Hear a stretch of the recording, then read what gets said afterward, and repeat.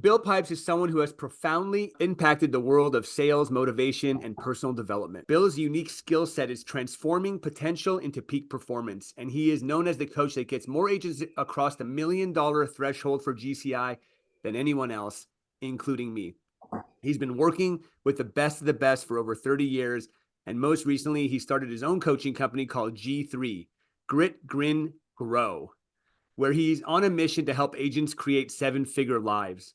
Unlike many coaches, he practices what he preaches, and today you're in for a treat. Seriously, turn off your phones, remove all distractions, and get ready to have your mind blown. Let's give it up for the GOAT, Bill Pipes. Oh shit, let's go, Yeah.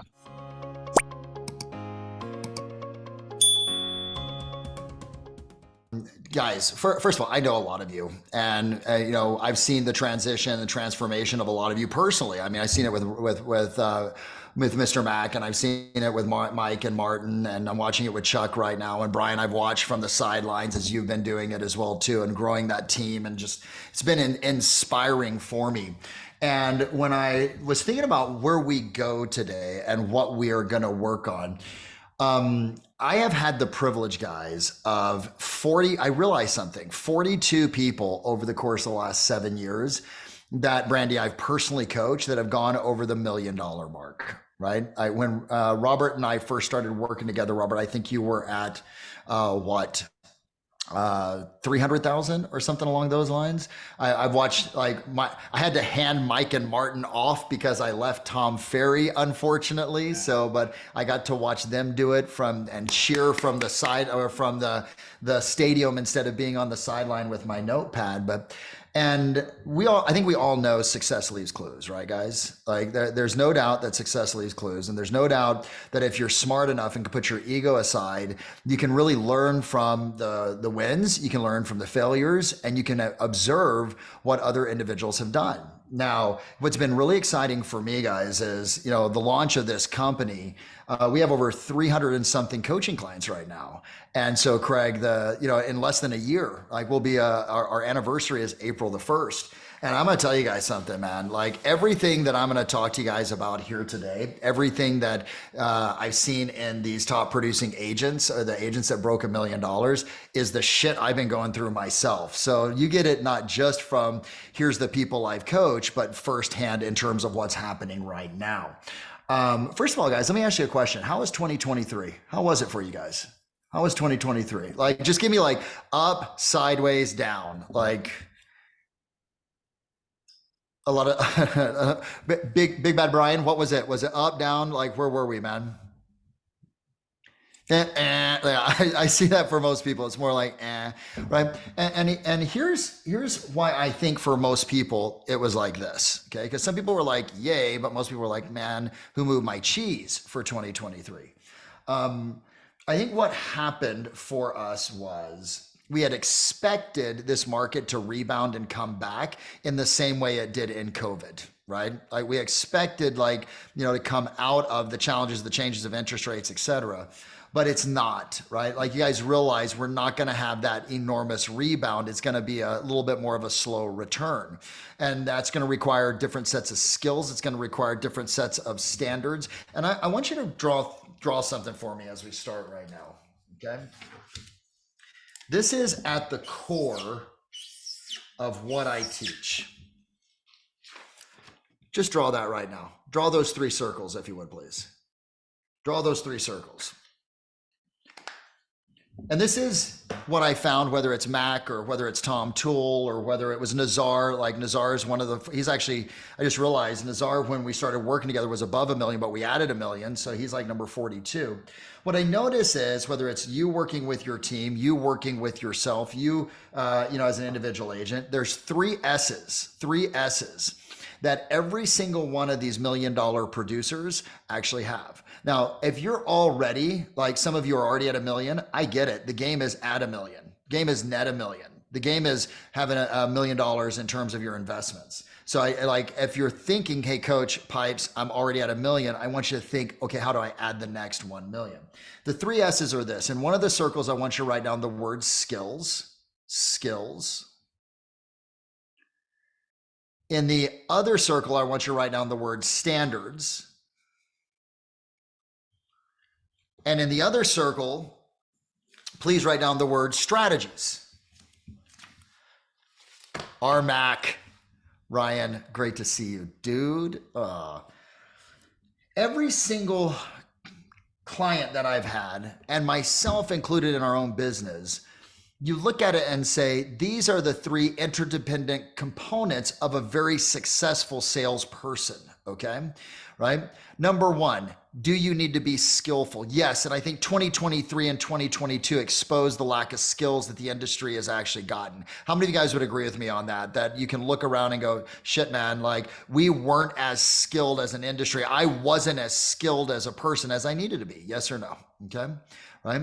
So, and skills, Michael, are nothing more, bro, than just conversations, dialogues, and techniques you use to create rapport and move people forward. That's just what I want you to think about. It's conversations I can have, it's dialogues that are codified, it's techniques of rapport that I can connect with someone, I can move them forward to the next phase of what it is in the sales process. Standards, write down for me, okay? The second S, write it down in the whatever circle you want to. The second S is standards, guys. Every single person that I've seen that's committed to excellence, that grows their business, that scales up, they are like have ridiculous standards in their business and in their life. And standards are nothing more than write down the definition of a standard is it's a set of disciplines, rituals, and routines. Disciplines, rituals, and routines that are non-negotiable. And they're based upon the level of your goal. Disciplines, rituals, and routines that are non-negotiable, and they're based upon your goal. Look, Robert and I love to climb mountains. One of these days, I'm going to get him back up on another mountain, right? Many of you may or may not know the story about how our whole mountain trip actually came about, where I brought him into Aconcagua down in Argentina, almost killed him, where I was leading a Sales Edge event in Los Angeles on stage. And I'm like, Robert, and Robert we both were a little bit out of shape, right? I was more out of shape probably than Robert. I looked at Robert, I said, man, are you up for something big? He said, yes. I said, great, let's go for this hike. It's not anything big. Little did I know, we literally almost killed ourselves on the mountain. But see, the bigger the mountain, the different the standard. Does that make sense, guys? The bigger the mountain, the higher the training. The bigger the mountain, the more committed you have to be. And the bigger the goal that you have in your business or for your team, then the higher the level of standards and the more committed you have to be to them. And then number three, in the third circle, the empty one, write down for me strategies. Strategies. And strategies are people and processes. People and processes that they actually drive productivity. People and processes that drive productivity and create more efficiency, which means I can get more shit done, or more effectiveness means I produce a greater result. More done, Craig, or greater result, okay? Both of which are fine, but they're different. Efficiency has to do with how much you get done in time. Effectiveness means how much you can optimize performance itself. Now, each one of these is interdependent, and I'm giving this to you as a foundation because it's the core of everything that I teach, right? I have yet to find someone that is running a excellent, by the way, really quick before I say this, strategy also is your marketing. Does that make sense? Strategy is like, what is my strategy for marketing my past clients? What is the process and the systems and the people necessary? What is the strategy for my farm? Now, a lot of you are TF world, and I have mad love for Tom and for Jason and for Jeff and for everyone inside that organization to this day, right? Like Tom is really great at the strategy of marketing and video and et cetera. And so you guys got that. But what I notice right now, if you look at these three, skills, standards, and strategy, they're all interdependent, but one of them is more important than the other. Which one of those three do you think is the critical one that your business, your life, right, your performance will rise and fall based upon that one? Skills. You'd think that would be the answer with me. You guys know me. Honestly, guys, guess what? It's not. The number one is your standards that you actually have in your business and your life. hands down, I can take, Kevin, an unskilled agent that's willing to put in the work and is disciplined. They're going to outperform a highly skilled agent, right? That isn't systemic and isn't disciplined in their approach. Does that make sense, guys? Yes or no? Okay. Now, granted, Brian, they can only do it for a specified amount of time because if they don't have the skills, they may burn out, right? Okay. So they're all interdependent, but the most important one is that conversation around standards, period. Okay. And I'm going to jump straight to that, right? By the way. Okay. I'm going to jump straight into that. How many of you can look at your business right now, whether it's a team that you have, like Olivard, right? Or Mac, how many of you guys have teams? Like either small to, okay. Would you rather have, let me ask you this. Hey, Big Brian, would you rather have a really disciplined agent, assuming all things are equal, their mindset and their optimism and everything else? Would you rather have a really disciplined agent that does what they need to do every single day on your team, or a really skilled agent that is hit and miss in their discipline? Probably the skills you can learn. I think the discipline's required. Bingo. And most of you guys are probably right alongside and in bed with Brian on that thought as well too. You give me someone that's disciplined, they're going to get skilled. Why? Because they're going to stick to it when other people stop, and they'll figure it out just by sheer amount of time that they're spending and doing something. Does that make sense, guys? Now, here's what I want you to look at right now.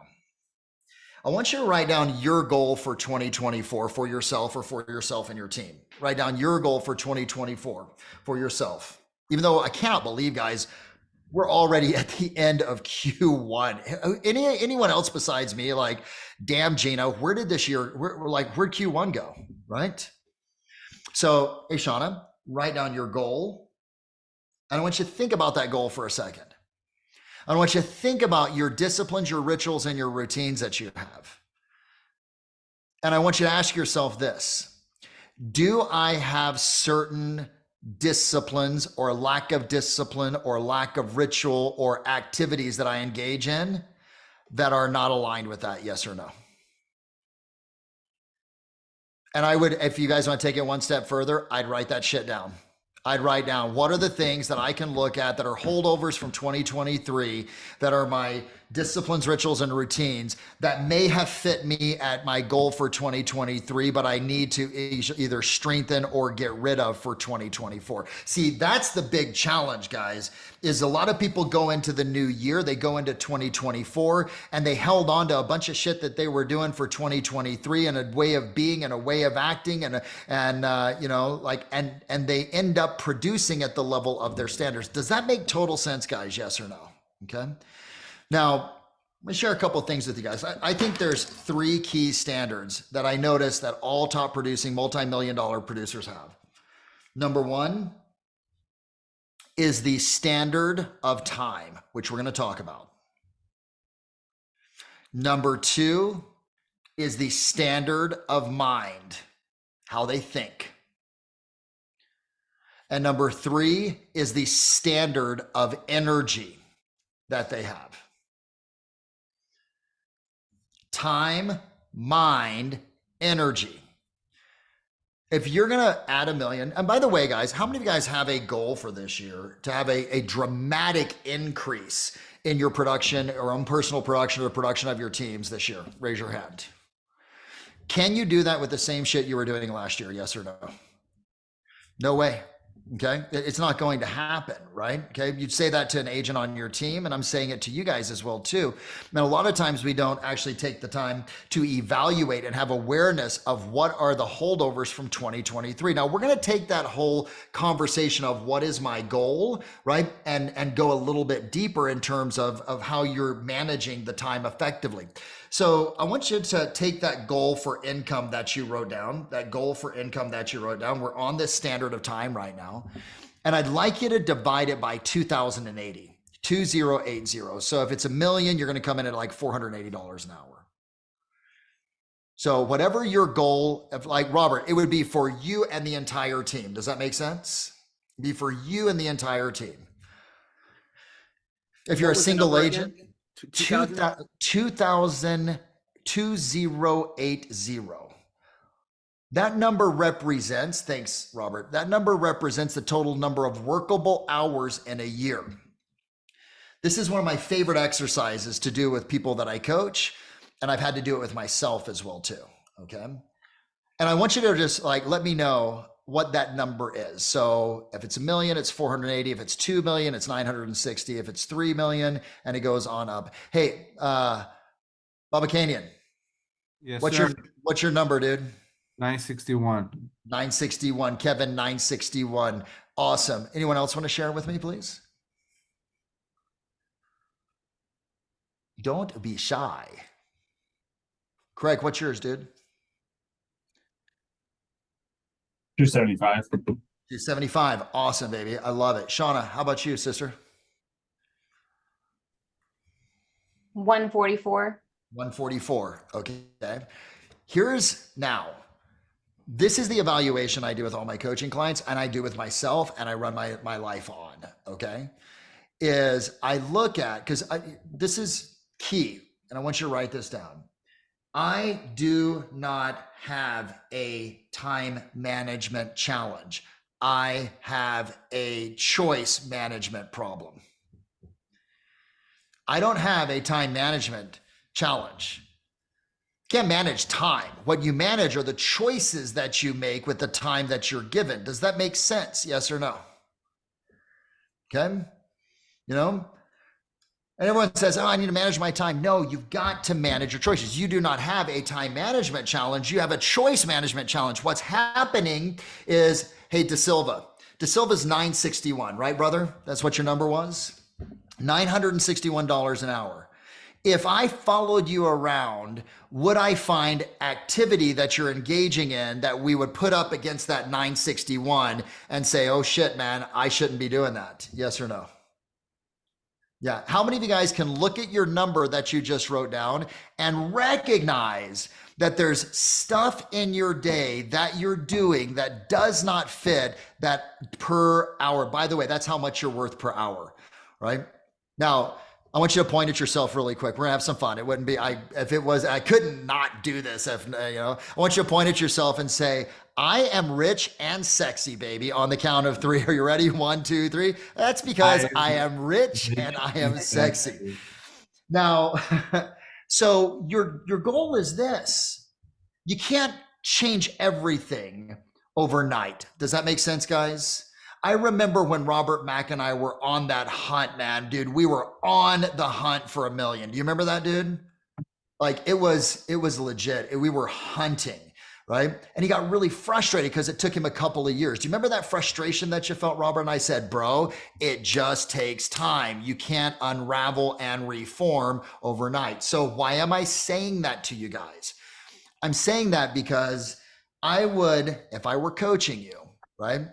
I would say, what are the top 3 things that you engage in that you do the most that doesn't fit your 961?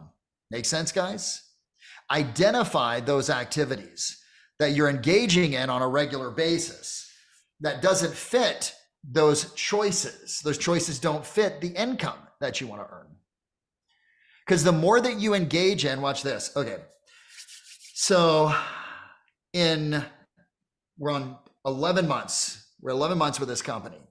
In 11 months, I have hired 11 people. 4 of those are salespeople. 7 of those are operations, right? We didn't do it. I hired a whole bunch here in the last 90 days. Does anyone know why? Now, my margins of profitability got squeezed, right? In the short term. You guys got to understand that. I'm like, okay, cool. I'm margining less, but I'm scaling. Why do you think I had to do that? To grow. Because Bring up more time. Okay. You can make more per hour. That's right. Because last year, like total transparency, last year my goal was, can we in a first year as a coaching company break the 7-figure mark? That was like my number one focus. Can we break 7 figures, right? And we did that in 9 months, right? And then all of a sudden, guess what happened, Shauna? On month number 10, it was like we hit a fucking wall. And we were just like, I'm like, what's happening? Why are we stopped? What's going on? And what I recognized was this. I was functioning at $480 an hour, which is $1 million, Brian, but I needed to be functioning at $2,500 an hour. And the things that I was engaging in, I needed to hire more people around me to turn those things over so I could go speak and I could do other things. See, so once you start to identify the activities, what you need to do is you need to say, who can I give it to? Can I get rid of it? Who do I need to train if I can't give it to them right now? Listen carefully to what I just said. Who can I give it to right now that is skilled enough to be able to do this? Oh man, I don't have anyone. Okay, good. Who do I need to train then right now that can take this over? Remember, we're playing a long game. We're playing chess, not checkers. And then number 3 is, can I eliminate it altogether? Is this something I can eliminate altogether? Okay. When you say eliminate, like you don't need it anymore, just wipe it out. Yeah. Well, watch me watching freaking Netflix at night. Oh, actually, here's a better example. Many of you know that I got divorced a couple of years ago. When I got divorced a couple of years ago, I had full custody of my kids. I love my son. I love my daughter. By the way, Robert Liam just got full ride academic scholarship to ASU, baby. Let's go. So he got into all 4 of his schools that he wanted to. I'm so proud, Dad. And he also rocks a pretty rad hairstyle. Like you can't see it, but he's always dyed and cool and whatever. Anyway, I had this commitment, Craig, that when I got divorced, I'm like, I'm going to single dad this shit, dude. You know, I'm going to do the laundry. Sean, I had something to prove. Does that make sense? And I got in this. How many of you guys have ever done that where something to prove all of a sudden became some shit that you kept doing even after you'd already proven that you could do it and you still just got in the habit of doing it? Yes. Right. And laundry was the thing. And so I was sitting there, Brian, I was doing my kids' laundry, Craig. And, you know, the deal was I'll do your laundry. You guys come up and put it in your room. Boom. Right. Not a big deal. That went on for about 1.5 years, 2 years. And then all of a sudden I started having this conversation of I'm worth $480 an hour. And I'm sitting there doing the laundry. And I'm like, man, and laundry here and laundry there and laundry here. I went, son of a gun, man, you're so full of shit. As a coach, you're telling people not to do stuff that's below their hourly and you're doing laundry. You are the highest paid. I had this aha. I'm like, you are the highest paid laundromat on the planet right now. Congratulations, man. So I called my significant other, Anna, and I said, hey, Anna, do you know someone that could do the laundry for me? And she said, yes. Craig, she goes, I've got this gal, Talitha. She can come and do the laundry for you. And I said, awesome. Can you find out how much it is? And she came back and she said, Talitha's going to charge you $40 an hour. To which, what do you think I said? Done. No, I wish I would have said done. I said, are you out of your effing mind? $40 an hour for someone to do laundry? No way. I'm going to find someplace cheaper. No shit, guys. 4 to 5 weeks went by, still doing laundry. And finally, I'm just like, oh my God, this is ridiculous, right? Because what I recognized, Brian, was at $480 an hour, even if I'm paying someone $40 an hour to do it, I'm getting $440 back in my pocket. That's how you got to start to look at the scaling and the leveraging of things off of your plate so that then you can engage in, Kevin, the $961 or $916 an hour. You get that freaking twist in your mind, it will completely change the process with which you make choices, period. Does that make sense, guys? Yes or no? Okay. And you just, what I had to do, like, I know some of you don't actually use these. Does anyone know what this is? This is a checkbook. Some people still use them to actually pay for stuff, right? So that's one of my corporate checkbooks. I wrote myself a check for $480 an hour. I put it up in my office. I put it up on my screen. I looked at it. There's a picture of me pointing at myself. I actually, hold on. I think I have this for you guys. Give me 1 second. Where is my 5? I actually had a deck for you guys, but we just went freestyle today. Take a look at this. Boom, boom, boom. Hold on. This is like the world's worst picture of pipes. I literally look like I've been on a bender and have been doing crack for 5 days. So, but that was the picture that I put up. and I had it pointing at myself. I printed that off. It said, you're worth $480 per hour. Start acting like it, damn it, with a check underneath it. It got me to at least pause, Shauna, to actually pivot and be able to make new decisions in the face of that. Okay.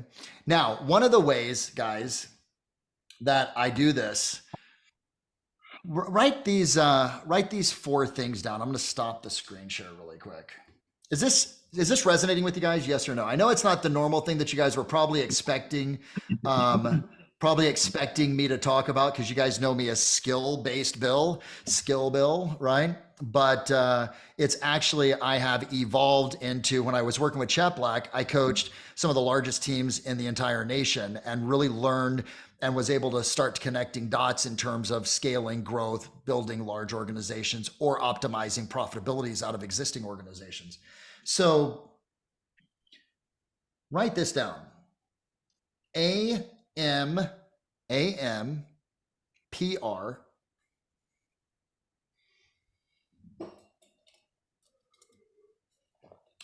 PMBR,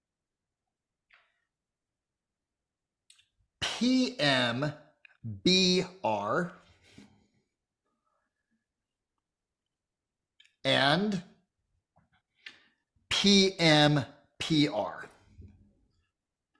AMPR, AMBR, PMBR, and PMPR. Did you guys get that? Mhm. Okay, cool. Wait, what was the last one, Bill? PMPR. This will all make sense. Like, Okay.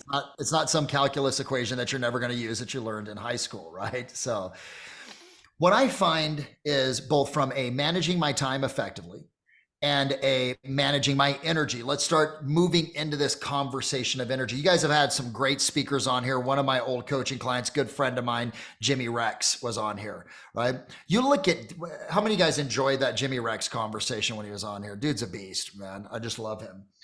If you begin to look at people who produce incredible things in their life, do they operate at a high level of energy or a low level of energy? What do you think? Who is C. McCall? What does C stand for? I don't know. Does any? Chris. Chris. Okay, awesome, Chris. Okay, how many of you guys know a guy by the name of Tom Ferry? That should be every single one of us. Low level energy, high level of energy. Hi. Okay, great. High level of net worth, low level of net worth. Hi. How many of you guys know a gentleman by the name of Grant Cardone? I know, love him, hate him, whatever. Okay. High energy, low energy. High net worth, low net worth. How many of you know a woman by the name of Oprah Winfrey? High energy, low energy. High net worth, low net worth. Do you see the correlation, guys? Yes or no? Right? How many of you can think of, now you ready for this? Think of someone that you know that is poor. Think of someone that you know who doesn't have a lot of money. Think of someone that you know who is financially destitute. Where's their energy level? Low. Low. There is a direct correlation to the level of energy that you bring into your life and your day and the amount of income that you're going to earn, period. Can you see that connection, guys? Yes or no? Now, here's why this is so critical. And don't worry, we're going to go back to AMPR, AMBR, PMPR, PMBR, right? I'm going to leave that loop open here and we're going to close it down for you guys, right? I have a very small investor in my company. I brought him in as an investor, not for his money, right? I brought him in for what do you think? It's energy. His mind. This is a guy that owns a company called SunWest Mortgage Company, SWMC, right? Some of you may know it. If you're in California, you're familiar with it. His name is Pavan Argawal. He also owns a company called Angel AI, which is definitive in the space of finance and now evolving into real estate, one of the definitive artificial intelligence processes that's out there right now. I'm talking to Pavan, and this was honestly, guys, 2023, the #1 conversation that I had in my life. Okay. Like this was, you guys ever have one of those conversations with someone who you just go, shit, Gina, that just shifted everything, right? How many of you guys have ever had that moment before? Yes or no? Okay. All right. Killer. We're driving back, Robert. It was up at the event that we had in Salt Lake City. We're driving back from dinner. And as I'm talking to Pavan, I started asking him questions about mistakes that he has made inside of his organization and then what happened in growth. And he said, Bill, you're asking the wrong questions. And that's what I love. This guy's worth $1 billion. When someone that has a B in terms of their net worth attached to it, should we be listening? And the answer is 100% yes, not just because of the income, but who that person is. And he said, what are the biggest mistakes that you've made? And I said, myself, he goes, I said, it's typically like I chose unwisely. He goes, yes, the two biggest mistakes that people make in business is this. Ready? They end up partnering with the wrong people, or they end up not following the process and the systems that they put in place. Partnering with the wrong people or not following the process and the systems that they put, cutting corners. Okay. And then I asked him, okay, great. And he goes, you should ask me another question. I said, what's that question? He goes, why? And I said, well, why is it that I made these mistakes? And here's what he said.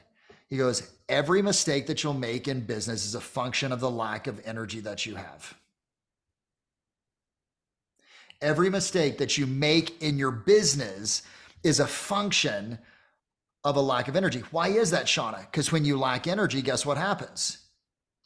You end up not following your process. When you lack, how many of you guys have ever had one of those days where you just like were off your energy, you didn't sleep, whatever it is that actually happened, and you end up like not completely following through on certain tasks? Look, we all prospect. Everyone just say, Coach, I love to prospect, so I do it every single day on the count of 3. Are ready? 1, 2, 3. Hey, Coach, I love to prospect. So I do. Some of you can't even still say it after all these years of me trying to get you to say it. You can't even move your damn lips to say it. If your energy's low, chances are you're not going to prospect. If your energy's low, chances are even if you do prospect, you're not going to close. If your energy's low, chances are you're not going to lead your team effectively and powerfully. If your energy is so, all mistakes you make are a function of a lack of energy. How do you maintain that? You maintain your energy through your routines. Let's go back to AMPR, PMPR, PMBR, PMPR. Next to AMPR, write down your morning personal routine. Your morning personal routine. AMBR, write down your morning, what do you think B stands for? Business routine. PMBR is your evening business routine.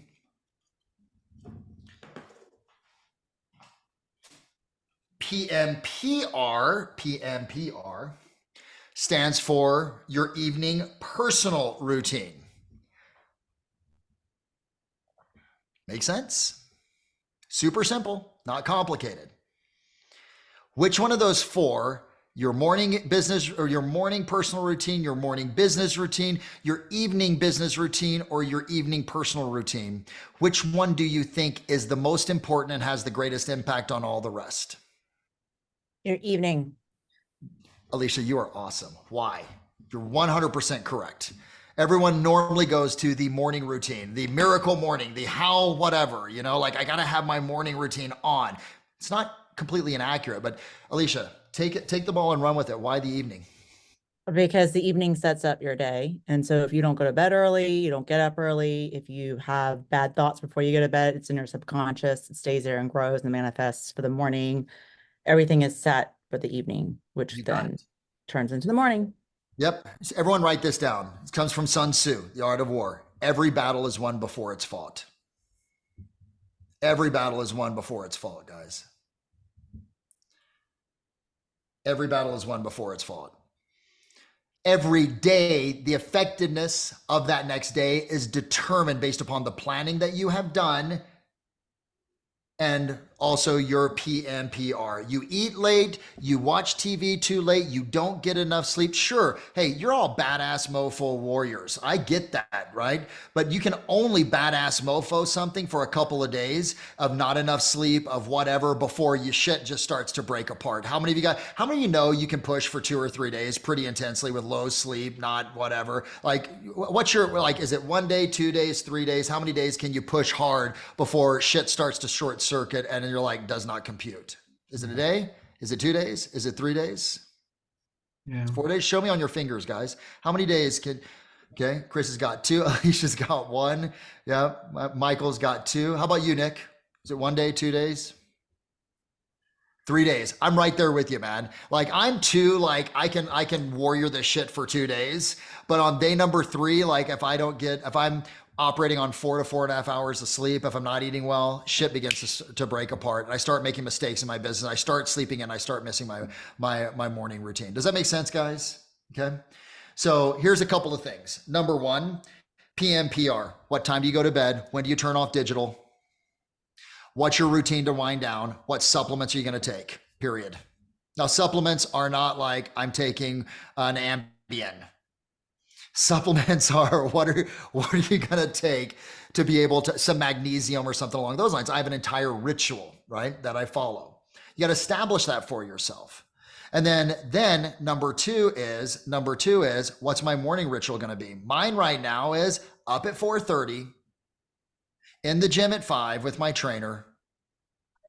And then I do my affirmations and I listen and I learn 15 minutes every single day. And then I'm also visualizing. So you've got that. And you guys, I don't need to give that to you. This is a high level group. You know what you need to be doing in the morning. But let me lean on to one more thing that I want you guys to recognize. The 2 pieces for business are this. Your AMBR should exclusively be designed around prospecting, period. 2 to 3 hours a day. I'm still on that shit, guys. I haven't backed off of it. I believe it 100%. And a lot of you guys are like plugged into TF, which is great from a marketing standpoint. But here's the thing. The best businesses, my friends, are prospecting based, marketing enhanced, and it's not the other way around. I don't care what anybody says. I'll go to bat with that. I'll debate that all day long, right? Because I know and I have the proof in the pudding of the people that I coach, right? They have a prospecting base. Your AMBR, your AM business routine has got to be 2 to 3 hours of lead gen. Hey, I'm out of production. That's great. Spend 2 to 3 hours recruiting to 5. How about you spend 2 to 3 hours recruiting to your team? You've got to still be actually prospecting every single day, right? Does that make sense, guys? Yes or no? Do you know what I'm doing? I got an event coming up in Orlando. For those of you that are in the Florida, Atlanta market, I'd love to see you there. You guys remember Sales Edge? How many of you guys remember Sales Edge? I've taken Sales Edge and I've combined it with a mastermind, right? So we're still doing scripts and dialogues. Chuck, you've actually attended it. I march for 20 minutes at a time, the top producing agents in particular areas of the business, right? It's insane. It's just everything that I always wanted the old event to be in a new format, okay? But the thing that you guys, like that I will push everyone and I will go to my grave is that 2 to 3 hours a day is the minimum. Write this down for me, please. Write down 1 hour a day equals survival. 1 hour of lead gen a day is survival. You can survive the business. 2 hours a day, your business will grow. 3 hours a day, your business will explode. Mike and Martin have built their business around that, period. Okay.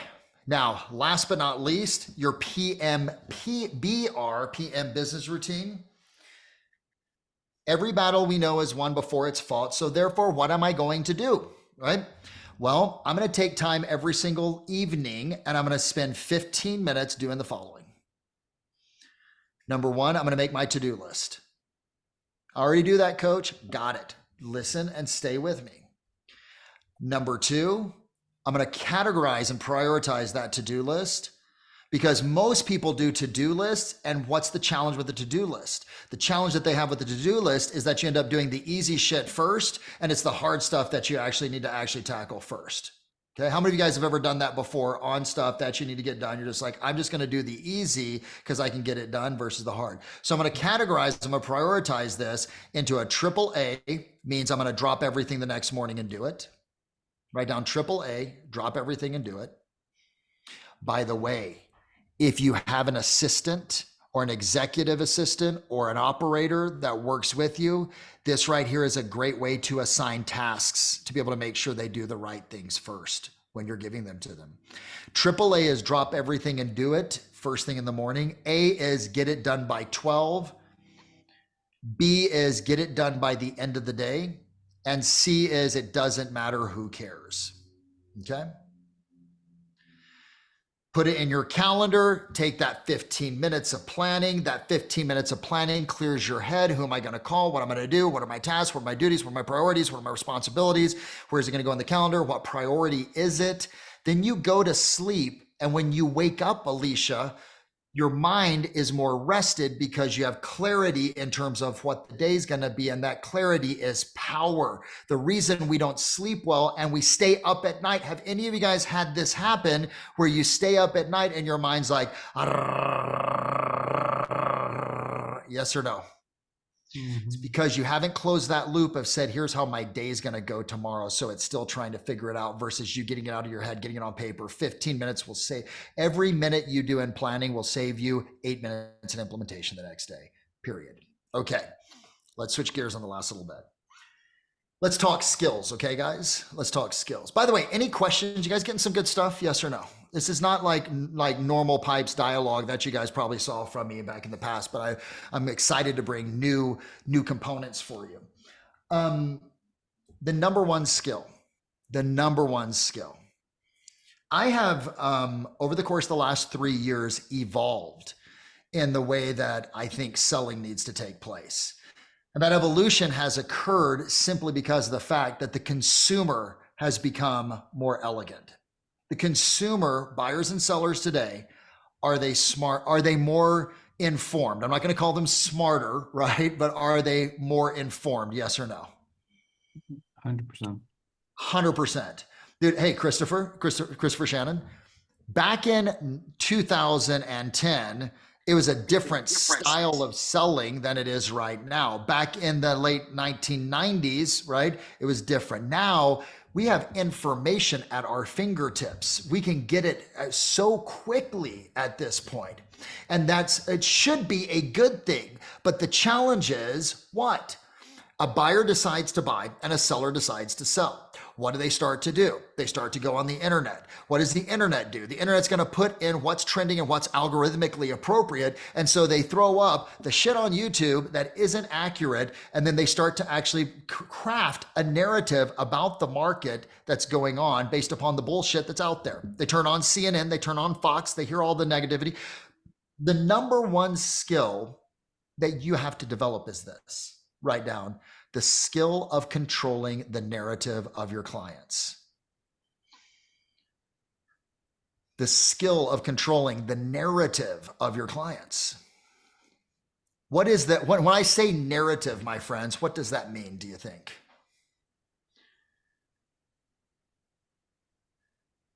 I think you're saying call them more and just be the voice of reason. Okay, thank you, Mike. Here's the narrative. Write down narrative equals their BS beliefs that are not based upon facts. What do most people think? They're BS, baloney. And Melissa, you're absolutely correct. It creates fear. What do most buyers or most people out there think is going to happen in the real estate market over the course of the next 6 to 12 months? The market is going to crash. This is not my data. I'm going to give you data over drama. 1 in 4 consumers, hold on one second. I actually have a slide for you guys on this, believe that the market and prices are going to depreciate. 25%. Can you guys see that right here? 1 in 4 still believe prices are going to depreciate. Here's how that narrative actually looks. Back in January of 2022, the narrative was 37% thought it was going to crash, 35, 31. As we got to November, December, we've been holding that 23, 24, 24, 25% of the buyers that you call, of the sellers that you prospect, think that the market is going to crash. Now, let me ask you guys this. Do you believe that the market is going to crash in whatever marketplace that you're in the next 6 to 12 months? Yes or no? No. How do you know what I believe? Based upon the data and the conversations I've had with Logan Motoshami, with Mike Simonson of Altos, right? Even emails back and forth with Lawrence Yun. I think right now is the best damn time to buy a house that it ever has been in the course of the last 3 or 4 years, period. Why? Lower competition, a little bit more inventory, right? Prices are still going up. And on top of that, I can refinance out with a no cost refinance in the next 18 months as rates come down. Does that make sense, guys? Yes or no? Mm-hmm. So now watch. Michael, I honestly believe this. You drop me in any market, I'm saying this not like rude, I'll smoke any of the agents in there. And the reason being is because I believe so definitively that the market is the best time to be able to actually buy. And it's a fantastic time to sell for 80% of the sellers because they have to buy as well too. Why is that? Well, there's 2 steps to controlling the narrative. Write this down. Number 1, you have got to control the narrative with yourself first and foremost. That's step number 1. Joan and Doug from Boise. I love me some Boise. You guys know my favorite steakhouse, Chandler's up there, I think is the name of it, downtown. Oh my gosh. Guys, if you're ever in Boise, it's literally one of the best steakhouses in the nation. I was so surprised at how good it was that I actually will look for reasons to come up to Boise to go to that steakhouse, in fact. So There's a better one, Bill. oh, well, I'll come up there. You take me to it, Joan. No, you come to our house. I would love that. I will take you up on that, sister. Okay. So you got to control the narrative with yourself, because if you don't believe, see, here's the key, guys. When two people meet, the one that has the most certainty is going to have the greater influence on the other person. I'm going to say that again. When 2 people meet, the one that has the most certainty ends up having the greater influence on the other person. The real challenge that this industry of real estate faces, and some of you may face, is that your clients are spending more time educating themselves on the market than you are. And because that's happening, they have more certainty and they have more leverage, right? And they wait, or whatever objection it is that they give you. Does that make sense, guys? Yes or no? Okay.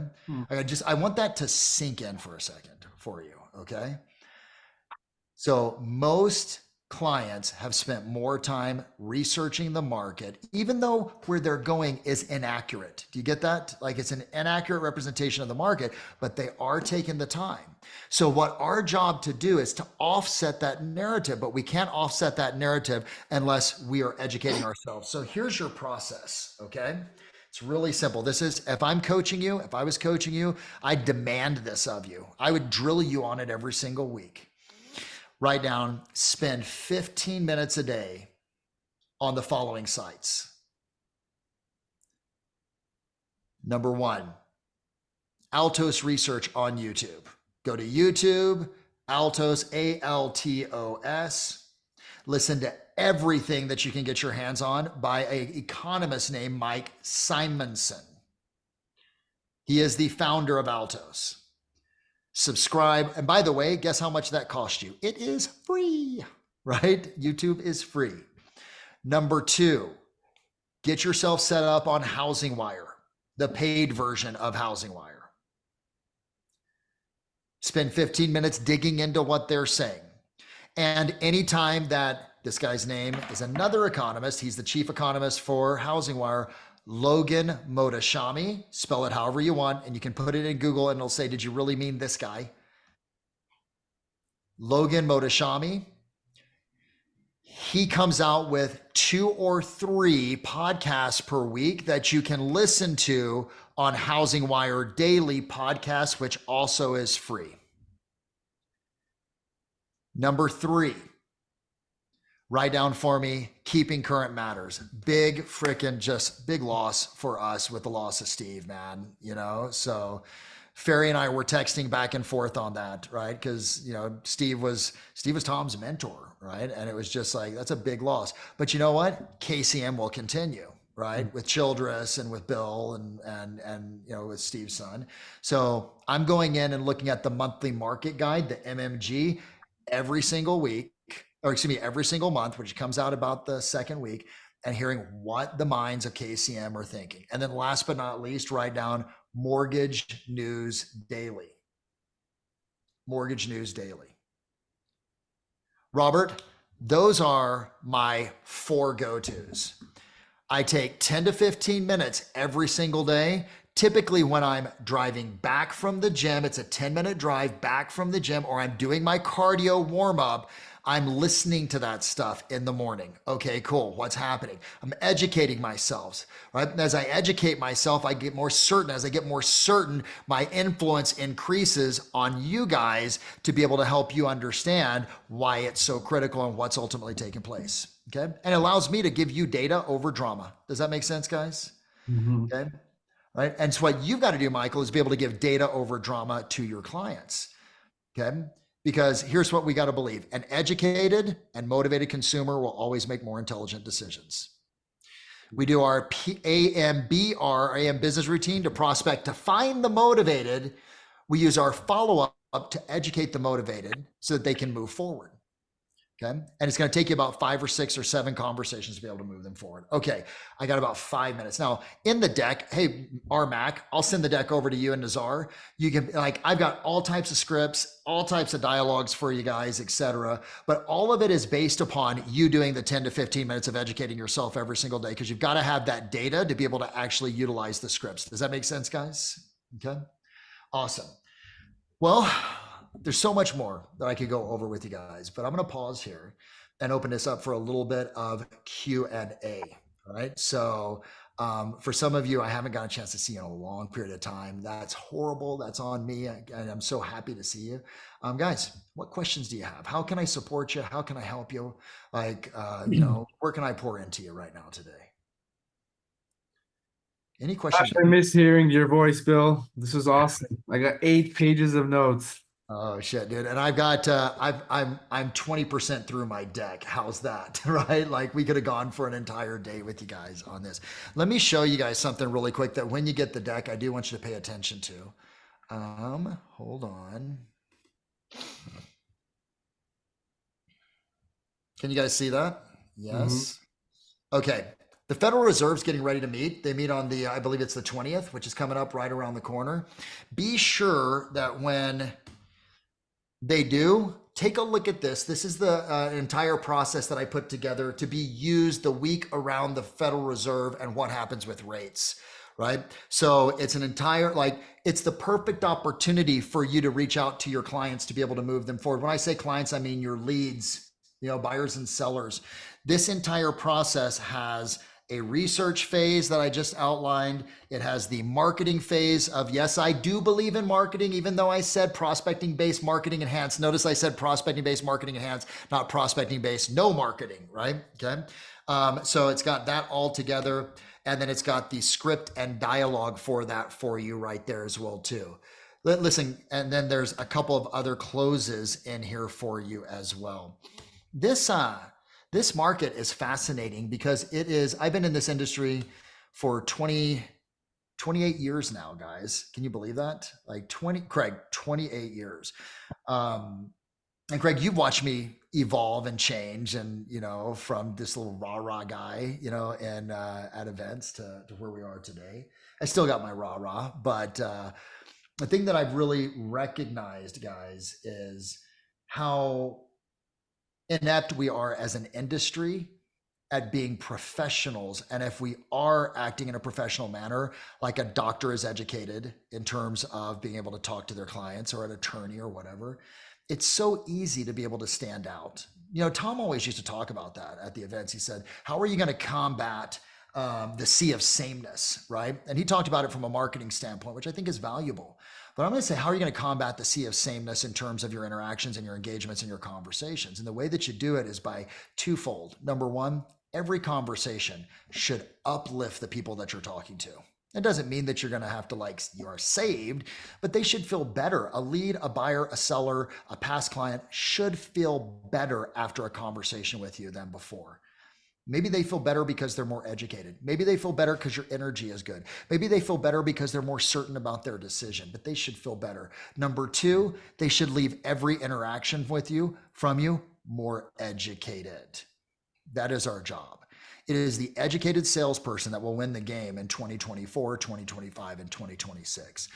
So I can come back on here at a later time, and Nazar and I have talked about that, to come in and do some skill training with you guys around that. But I think more importantly, take a look at the deck when you get it. There's a lot of great stuff in, a lot. Like you're going to see, I literally wasn't talking that it was 20% of the deck. There's a lot more, but I appreciate you guys. I love seeing your faces. I love who you are, because if you're attracted to Nazar and part of this organization, and you're attracted to Robert and Mike and Craig and Shauna and some of these individuals that I know very, very well, then you're my people. You know what I mean? And I wish you nothing but just the most massive success and abundance and fun that you have in this entire process. So RMAC, I'll turn it over to you. I'll thank you guys for your time. Now, here's the key. Do something with the shit that we talked about today. Don't just have it be a webinar that you attended. Have it be something that you went, okay, I'm taking action on this. All right. So, and the way you do that is by write the shit down on what your number one action is that you're going to take, and execute immediately on it. So thank you, Robert. I appreciate you guys. Thank you, Bill. That was incredible. Thank you, coach. Yes. Thanks, Bill. We'll have you on again, Bill. Definitely. Send me those slides and I'll share them with everybody. And today was awesome. Thank you again. You guys rock. I wish you the most Thank success you. and abundance. See you guys later. Okay. Bye. Grit, grin, grow, baby. Let's go.